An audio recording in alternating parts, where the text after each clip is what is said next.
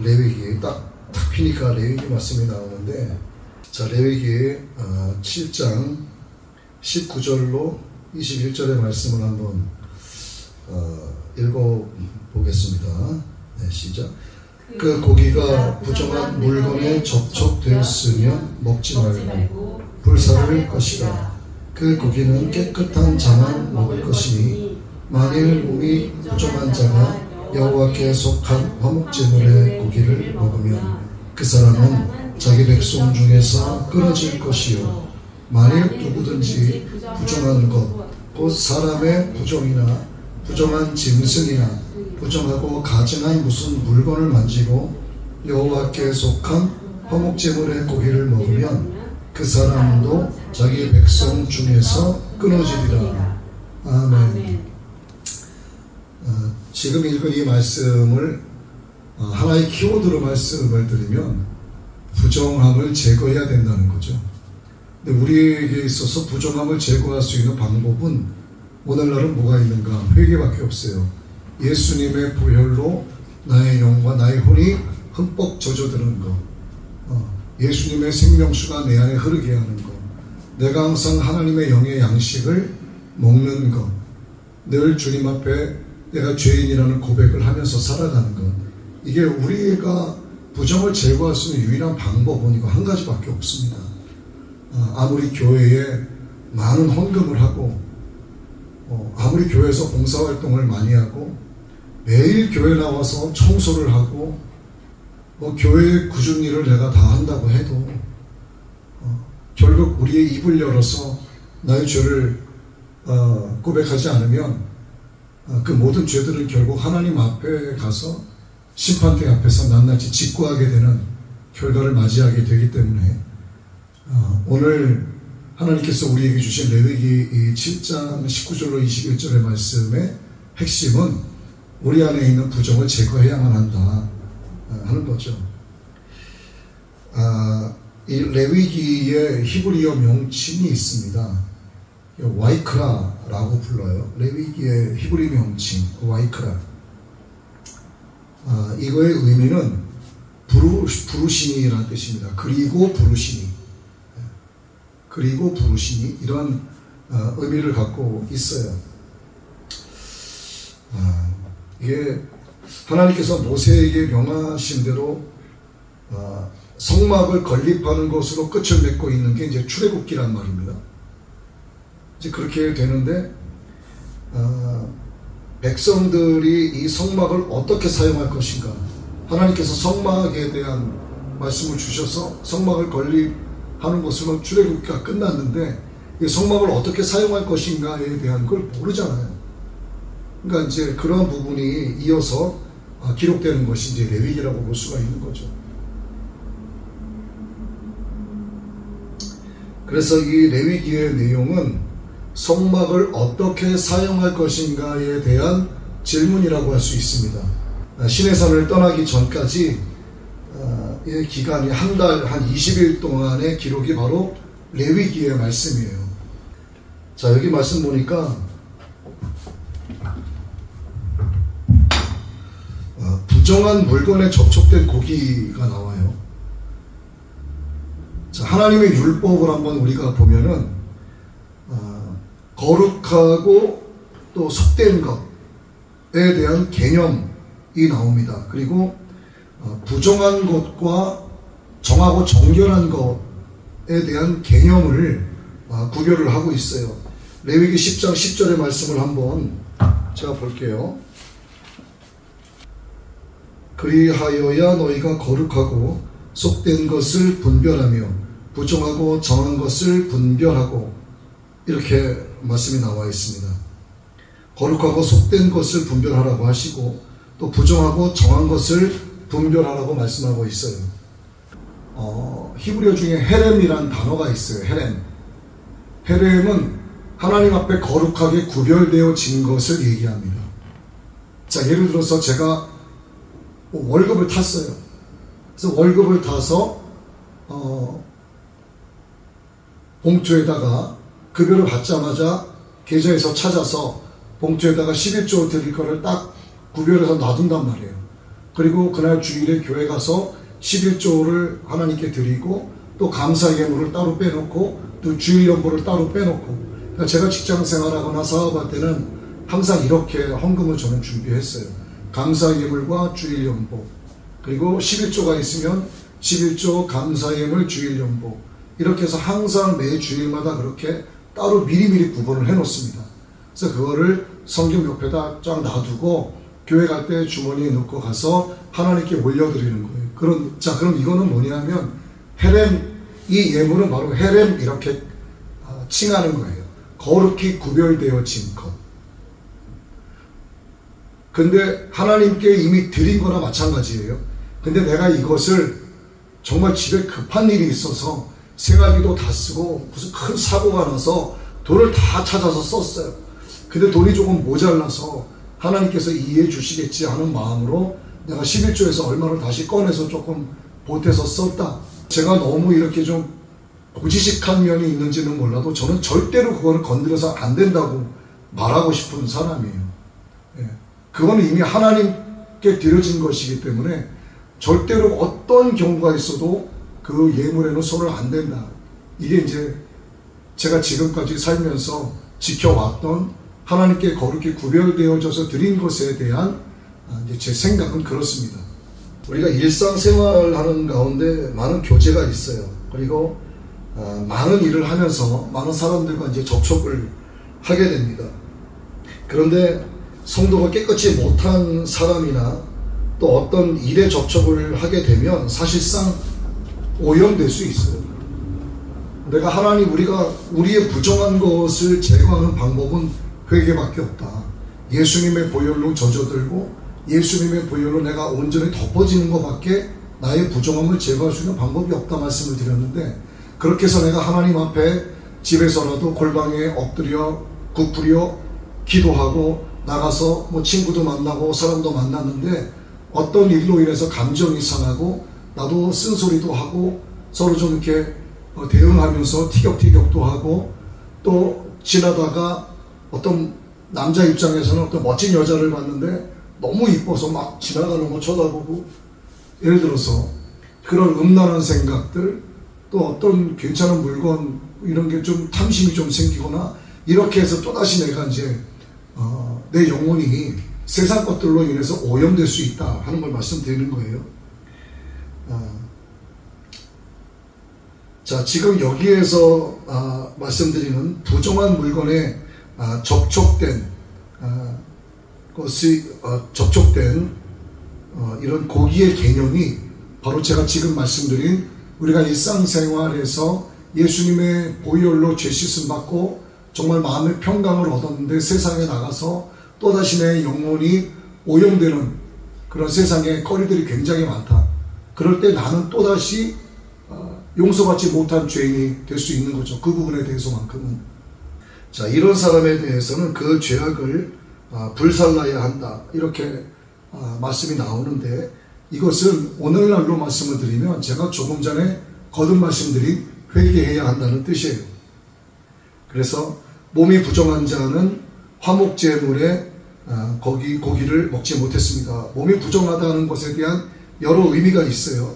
자, 민수기 19장 11절 이하에는 몸이 부정한 자를, 시체를 만진 자를 몸이 부정하다, 이렇게 말씀이 되어 있고, 또 레위기의 말씀 13장 이하의 말씀에 보면 나병에 걸린 자를 부정한 자로 칭하고 있습니다. 그래서 이 나병에 걸린 자를 부정하다고 하는 것에 대한 영적 의미는 그 죄에 대해서 무감각해진 겁니다. 나병 환자들, 저도 나병촌에 가보긴 했습니다만 이렇게 손과 발끝이 뚝뚝 떨어진단 말이죠. 그럼에도 불구하고 전혀 아픔과 통증이 없어요. 그러니까 우리가 죄로 무뎌진 상태가 되면 죄에 대한 무게를 전혀 느끼지 못하게 되죠. 이게 이제 영적 나병 환자가 되는 겁니다.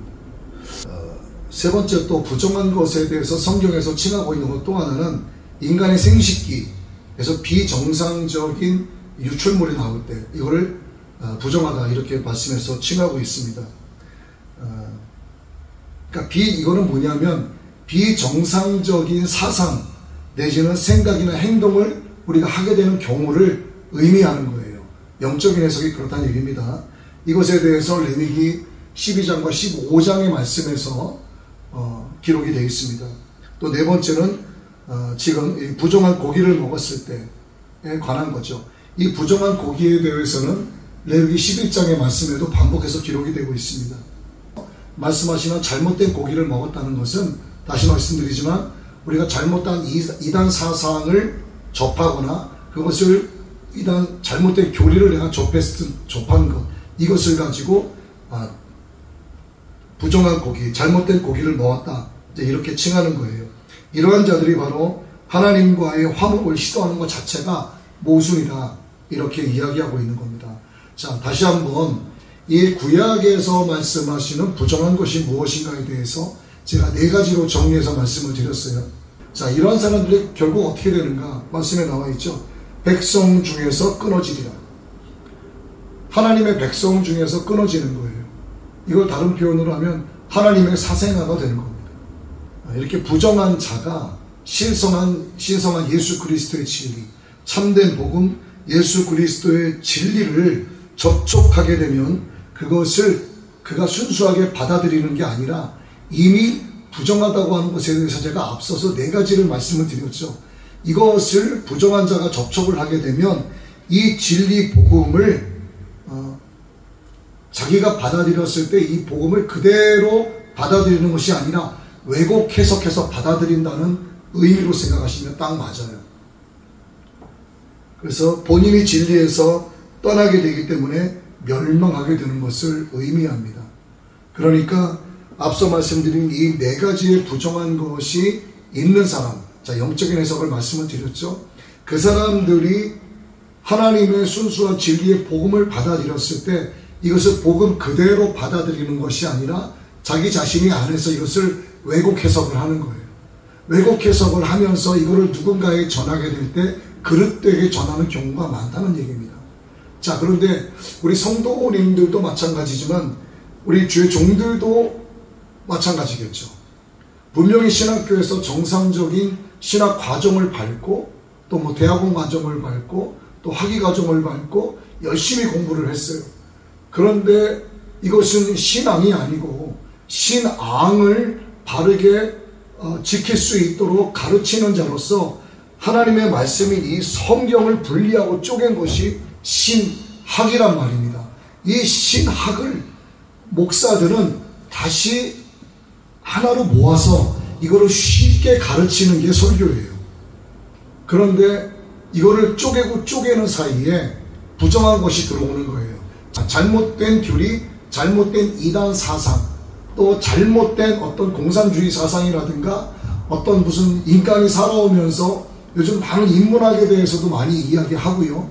인문학을 이 신앙 쪽으로 갖고 들어와서 좋게 해석하는 분들도 계시지만 결과적으로 봤을 때 그 인문학에 대해서 저는 그렇게 신앙적으로 갖고 들어와서 좋게 보는 입장은 아니거든요. 저는 그래요.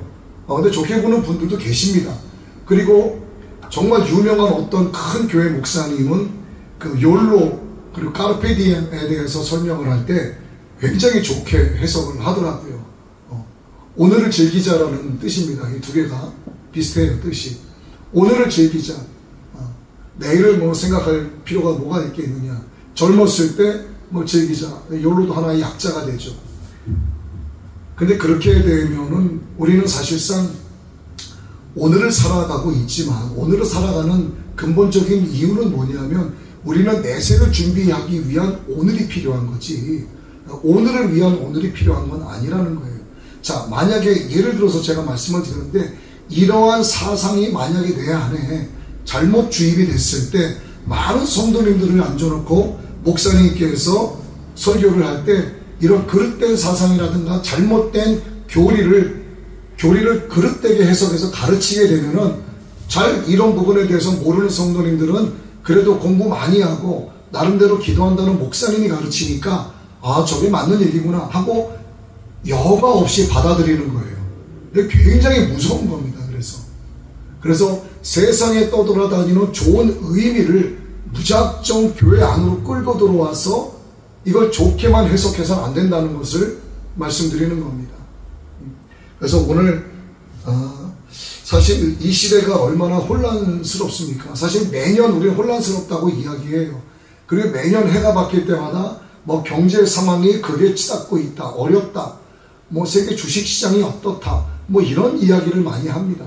그런데 이제 너무나 많이 이런 얘기가 나오다 보니까 이게 그냥 일반화된 이야기예요. 뭐 특별한 이야기도 아닙니다. 이럴 때 우리가 어떻게 믿음을 지켜나가는가, 이 본질만 지키면 되는 거예요. 예수 그리스도의 십자가 복음, 이 성경, 이 진리를 그냥 그대로 받아들이면 돼요. 어떤 것도 내 안에 하나님의 말씀을 받아들였을 때 이걸 왜곡해서는 안 됩니다. 왜곡하게 된다는 것은 이미 내가 부정하다는 뜻이 되는 거예요. 부정하다는 것에 대해서는 제가 거듭 강조하지만 이 네 가지로 구약 성경에서 정리를 하고 있는 것을 말씀을 드렸어요. 근데 구약에서는 이렇게 표현을 하고 있지만 결국은 무엇이냐면 내가 죄에 무뎌져서 나에게 그릇된 교리, 그릇된 사이비 이단 사상이 들어와도 그것을 내가 깨닫지 못한 것을 이야기하는 겁니다. 그러니까 우리가 하나님 앞에 우리의 것을 성별하여 하나님께 예물도 올려드리고, 그리고 나의 하나님께서 주신 시간을 쪼개서 이렇게 하나님 앞에 나와 거룩하게 예배 올려드리는 것도 여러분의 인생의 시간 속에서 거룩히 구별된 헤렘이라고 말씀드릴 수 있는 겁니다.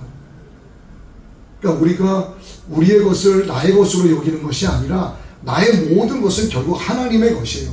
이것을 나의 것이라고 착각하는 순간 부정은 시작이 되는 겁니다. 나의 것이 아닌데도 불구하고 내 것이라고 착각하니 어떤 것을 올바르게 받아들이겠냐 이거죠. 그래서 이럴 경우에 결론은 하나님의 백성 중에서 끊어질 수밖에 없게 된다. 에베소 교회에 있는 사람들 보세요. 촛대를 옮기리라 말씀하시는데 왜 주님께서 촛대를 옮기는가? 에베소 교회에 대해서 예수님이 칭찬을 하셨습니다. 그래, 너희가 니골라당을 미워하는 것 잘한다. 나도 니골라당이 밉다. 이거는 뭐냐? 교회 안에서 정치하는 걸 이야기하는 거예요. 그들이 미워하니까 잘한다 말씀하시는 거죠. 그리고 너희가 올바른 교리 뭐 이것저것 다 하는 거 좋다. 그런데 뭐냐 하면은 아무리 교리가 올바르고 아무리 이 기독교의 어떤 복음의 올바른 사상을 가지고 내가 살고 있어도 결국 변질되는 것은 뭐냐 하면 바로 오늘의 말씀의 결론이 이거예요. 신앙의 길을 가는 것은 성경을 이론으로 만약에 받아들이거나 신앙이 아닌 신학을 위주로 해서 내가 예배 생활을 하게 되면 하나님은 그것을 기뻐하시지 않습니다. 내 안에 하나님의 사랑이 충만해야 돼요. 여러분들도 개개인별로 하나님께서 나를 찾아와 주신 그런 감동적인 기억이 다 있을 거예요. 내가 하나님의 사랑을, 하나님의 능력을 내가 체험한 기억이 다 있습니다. 누구에게나. 그게 바로 하나님께서 나를 사랑으로 감싸주신 바로 그 순간이란 말이에요. 내게 하나님의 사랑이 들어온 그 순간이에요. 그 하나님의 사랑이 내 안에서 고갈되어 가기 시작하면 그는 에베소 교인이 될 수 있는 거예요. 내 안에 하나님의 교리가 남아있고 성경의 지식이 있을지 몰라도 하나님의 사랑이 없으면 그는 결국 이기는 자가 되지 못한다라고 에베소 교회를 상대로 결론을 내고 계십니다. 그래서 너의 처음 사랑을 회복하라 이렇게 말씀하시죠. 너의 사랑이 어디에서 잃어버렸는지 찾으라 그 말씀 아니에요. 처음 사랑을 회복하지 않으면 안 된다는 겁니다. 하나님의 사랑이 뭡니까? 결국 하나님의 사랑은 하나님의 성령으로 우리에게 오는 거예요. 그래서 우리는 항상 성령으로 충만해야 하고 나를 찾아와 주신 그 하나님의 사랑을 결코 잊지 말고 하나님의 사랑이 내 안에 다시 회복되도록 늘 나를 돌아보고 회개하고 기도하는, 그래야만 하나님 앞에서 내 영혼이 항상 정결한 자가 됐을 때 주어지는 하나님의 말씀이 내 안에 그대로 자리 잡게 된다는 얘기죠.